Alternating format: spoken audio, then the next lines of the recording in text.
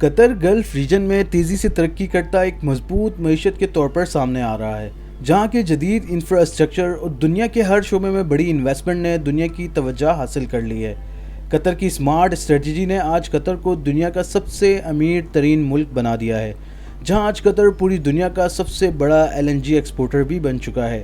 اور یہی نہیں، قطر بیرون ملک بڑی انویسٹمنٹ بھی کر رہا ہے۔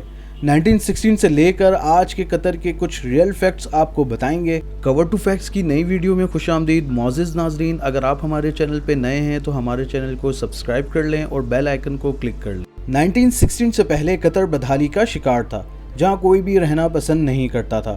مختلف قبیلوں نے 1916 سے پہلے قطر میں لمبا عرصہ حکمرانی کی، لیکن قطر وہیں کا وہیں رہا، اور قطر اپنے دشمنوں سے بھی بے حد خطرے کا شکار تھا۔ انسٹیبلٹی کی وجہ سے قطر اپنے دشمنوں کے خلاف لڑ بھی نہیں سکتا تھا۔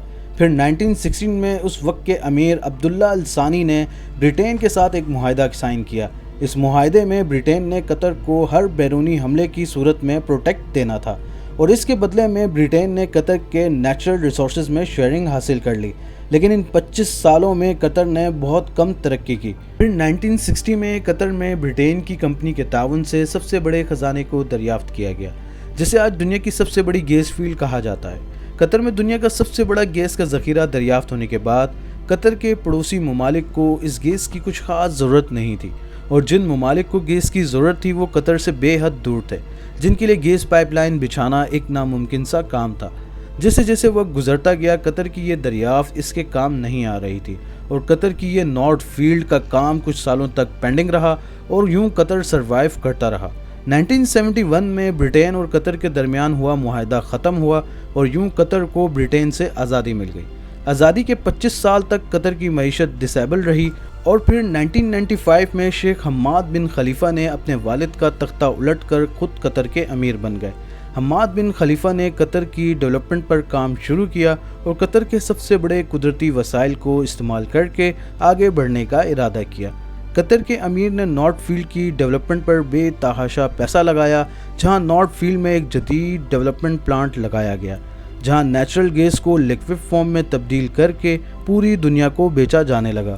قطر کے امیر کی انتھک محنت نے آج قطر کو دنیا کا سب سے بڑا LNG ایکسپورٹر بنا دیا ہے، جہاں LNG کے سب سے بڑے خریدار بھارت، چائنا، جاپان اور کئی ایشیائی ممالک ہیں۔ قطر کی ٹوٹل ریونیو کا 56% LNG سیکٹر سے آتا ہے۔ قطر نیشنل بینک کے مطابق قطر نے رواں سال LNG ایکسپورٹ سے $23.7 ملین کا ریونیو جنریٹ کیا۔ قطر کی آمدنی کا سب سے اہم ذریعہ نیچرل گیس ہے۔ 1919 کے بعد سے قطر نے سب سے زیادہ سرمایہ کاری اپنے آئل اینڈ گیس سیکٹر کی ڈیولپمنٹ پر کی، جس کی لگ بھگ ویلیو $200 بلین کی قریب بنتی ہے۔ اور یہی نہیں، قطر نے ریئل اسٹیٹ میں بھی بہت بڑی انویسٹمنٹ کر رکھی ہے، جن میں بہت سی غیر ملکی مشہور جگہوں کو قطر آن کرتا ہے، جیسے لندن کا ڈی شارٹ اور نیو یارک میں پلازا ہوٹل قطر کی ملکیت ہے۔ قطر انویسٹمنٹ اتھارٹی نے کئی غیر ملکی کمپنیوں میں انویسٹمنٹ کر رکھی ہے، جن میں Barclay, agricultural bank of China اور بہت سی غیر ملکی کمپنیاں شامل ہیں۔ قطر نے اب نیچرل ریسورسز پر انحصار کو کم کر کے دیگر سیکٹر میں تیزی سے کام شروع کر دیا ہے، جن میں جدید infrastructure, industrial park, IT technology, banking and finance اور ٹورزم انڈسٹری شامل ہے۔ کور ٹو فیکٹس کے معزز ناظرین، اگر آپ کو یہ ویڈیو پسند آئی ہو تو لائک، شیئر اور سبسکرائب کرنا مت بھولیے گا، اور کمنٹ سیکشن میں ضرور بتائیے گا۔